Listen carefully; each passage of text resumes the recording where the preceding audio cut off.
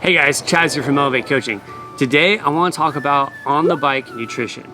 Basically, where I just want to go over just different types of fueling strategies, not just in general, but also for different types of rides. So talking about, recovery rides and how you're going to feel for endurance rides, or maybe even just talking on interval days, or even if you're going out and you're doing a race, obviously you're going to feel differently. So I want to hit on all of those aspects and just kind of break down, what you should be looking for when it comes to on-the-bike nutrition.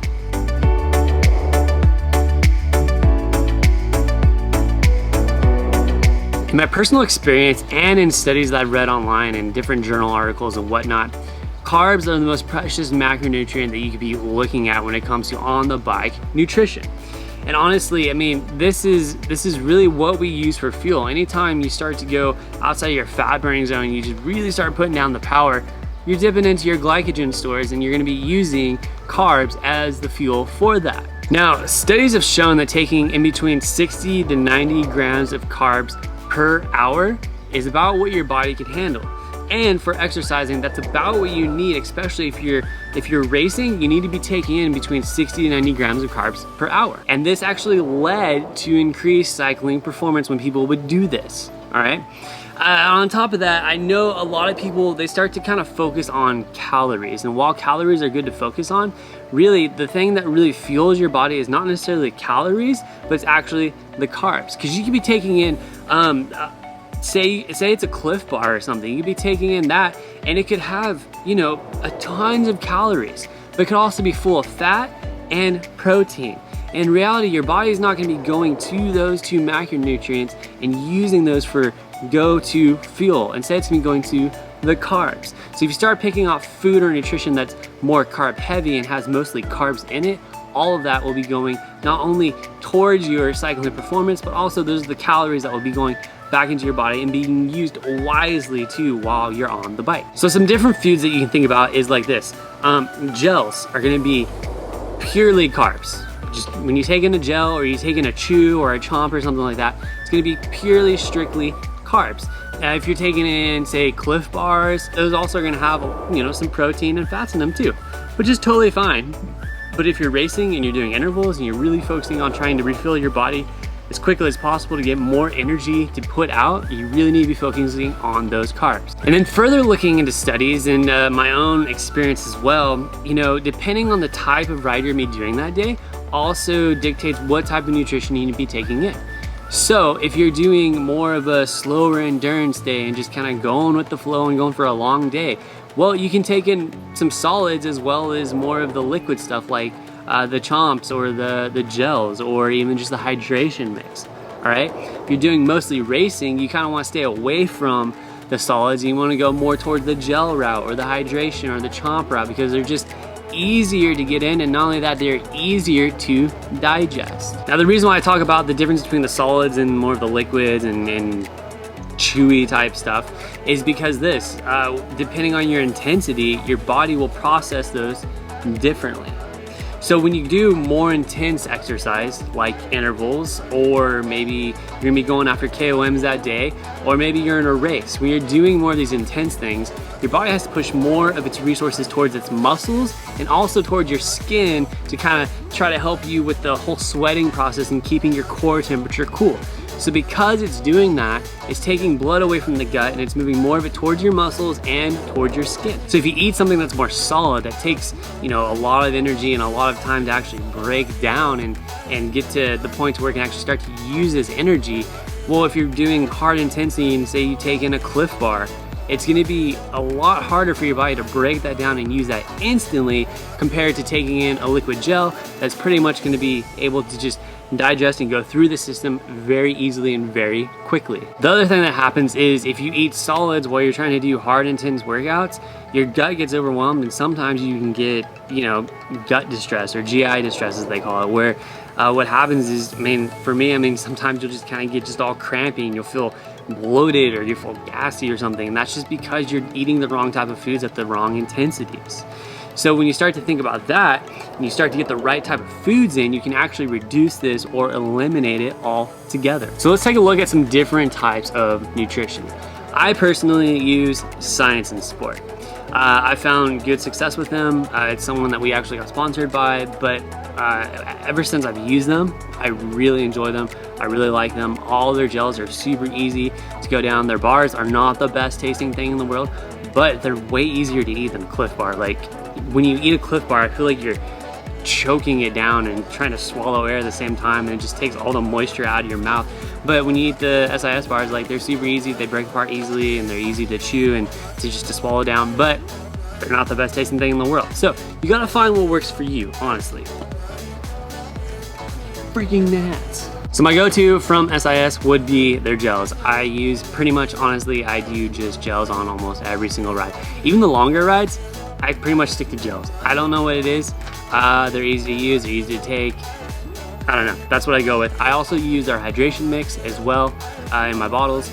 But aside from that, let's talk about what to be looking for. Since we were talking about 60 to 90 grams carbs per hour, let's look at kind of what's on these different things. Now, when you look at gels, they actually come with a decent amount of carbs. So here I have the SIS Double Espresso, which, dude, pick this thing up. This is like a shot of it. Actually, it's double espresso, duh.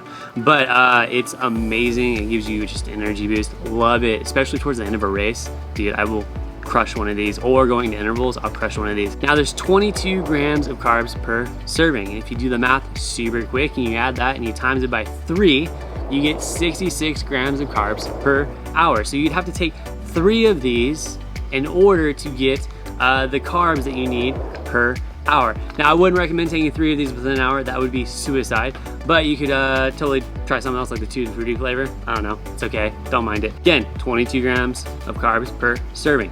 So you take 3 gels per hour, you've met your 60 to 90 grams per hour requirement. You should be well fueled, especially if you're doing really hard intensity ride. Now the way you can break this up is I would honestly just break them up into 20-minute segments. So maybe when you start the ride, you pop a gel, and then you're 20 minutes in, you pop another gel, so that's 2. Then you get 40 minutes in, you pop another gel, and you should be good for that whole hour now. And you just keep doing that throughout your ride. But let's be honest, gels get kind of, you know, boring. So something else I like to dive into is bars. The SIS bars, I don't have one with me right now, but the SIS bars, they actually have 21 grams of carbs per serving. So it could be anything. You can look at like a Stroop waffle, the SIS bars, the Cliff bars, whatever you want. They usually have a decent amount of carbs in them. So you're looking at 21 grams of carbs in those servings. So again, you're gonna have to take, you know, 3 of those to get per hour in order to get the carbs that you need. Or you could take 1 of those and you could take 2 gels, and then you met your requirement. Okay, that's another way to do it. But lastly, let's look at the drink mix, because honestly the drink mix I think is really where you're gonna get the easiest intake of carbs, and also you're gonna be hitting on some hydration, and you're gonna be hitting on the sodium intake that you need to continue to help your body produce sweat. So with SIS, again, I pretty much just use SIS. When using their drink mix, it is 37 grams of carbs per serving. Now I will have 1 bottle that is completely designated to drink mix. So in that bottle, I know I have 37 grams of carbs per bottle. And on top of that, if I was to pair that with a gel, dude, I'm good, I'm golden. I met my requirement for the hour, right? 37 plus the 22, I believe that pulls me out around, what, 59? So right there, I met my requirement for the hour. And a lot of times that's what I do on my interval days. I will smash a bottle of hydration throughout the whole hour. So I'm constantly taking in a little bit of carbs throughout the whole hour. And I also smash the gel either before and definitely after my intervals. Same thing for racing, same exact thing, you know. Always use hydration during a race with some mix in there, and then also just kind of stick to gels. So obviously you don't have to stick to one nutrition item. You can totally mix and match. I would highly recommend it. If you just eat 3 gels per hour, that can be kind of boring. Plus that's a lot of gels. You're gonna have to buy a lot of gels. If you eat just non-stop Cliff bars, you know, I mean 3 Cliff bars in an hour, that's a lot of Cliff bars. But anyways, just mix and match, whatever works for you. You can even be banana, like I don't know, whatever is up to you. But that's just kind of the rules and the guidelines. But now let's talk about different type of rides and what you should actually be using when it comes to those type of rides. So the on-bike nutrition strategy now is where you take all this knowledge and you apply it to the type of ride that you're doing. So you're doing a recovery day. Now let's think about that. how hard are you going? Usually recovery day is anywhere from 45 minutes to 60 minutes, okay? And you're usually in zone 1. You were completely in your fat burning zone, so you aren't gonna be using hardly any carbs if at all during this ride. So honestly, I recommend no gel, no hydration mix. No need for it, completely no need for it. Just make sure, you know, drink some chocolate milk afterwards or something like that, and you'll be totally good. But now endurance rides, let's talk about those. Those are just step up now from recovery rides. Those are something that pretty much almost all of us do on a daily basis. Honestly, 80% of my rides are endurance rides. Now endurance rides, I kind of classify them as like that 60 to 65% range of threshold. So if you're averaging between that for your entire day, that would be considered an endurance ride. Now on those days, you know, I'd highly recommend around 40 grams of carbs per hour. You don't necessarily need the full 60 because you're not really going into the threshold or the VO2 or the anaerobic side of things where you're really carb heavy on the energy. So with that, you're gonna be using a lot of fat and a lot of carbs for your endurance days. So 40 grams of carbs is a good rule.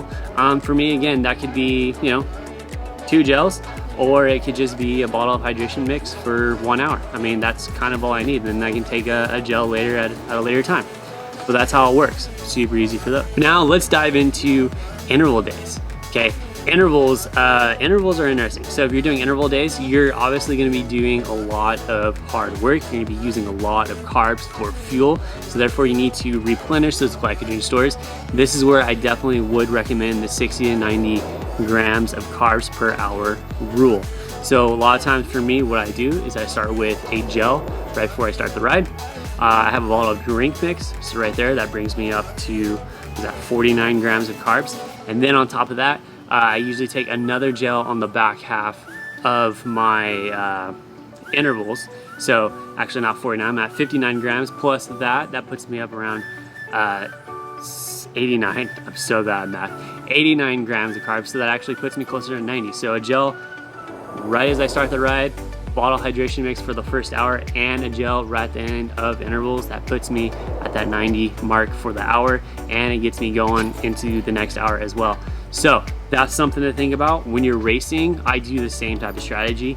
I'll usually do one on a gel on the start line. I usually carry, you know, I try to do a bottle per hour, and a lot of times I will mix and match the water and hydration throughout the hour, and I'll just keep pounding gels. Every 30 minutes I'll take a gel.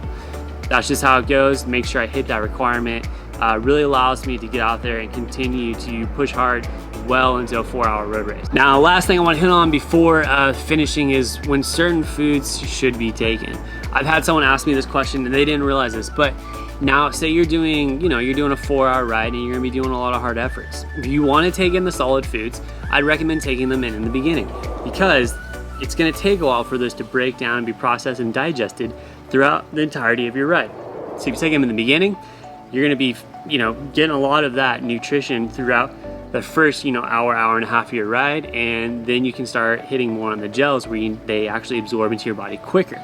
Whereas I've heard people do the opposite. They do gels in the beginning, and then they do the more heavy carb, or the more bars towards the end.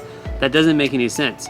It takes a lot longer for your body to break down, you know, a Cliff Bar than it does a gel. So I recommend taking more solid foods in the beginning of your rides, and more of the liquid type foods at the midpoint or the end of your rides. Or you can do it throughout your entire ride. Completely up to you. Like bananas, I would do a banana more in like the first hour or first hour and a half, rather than at like hour 4.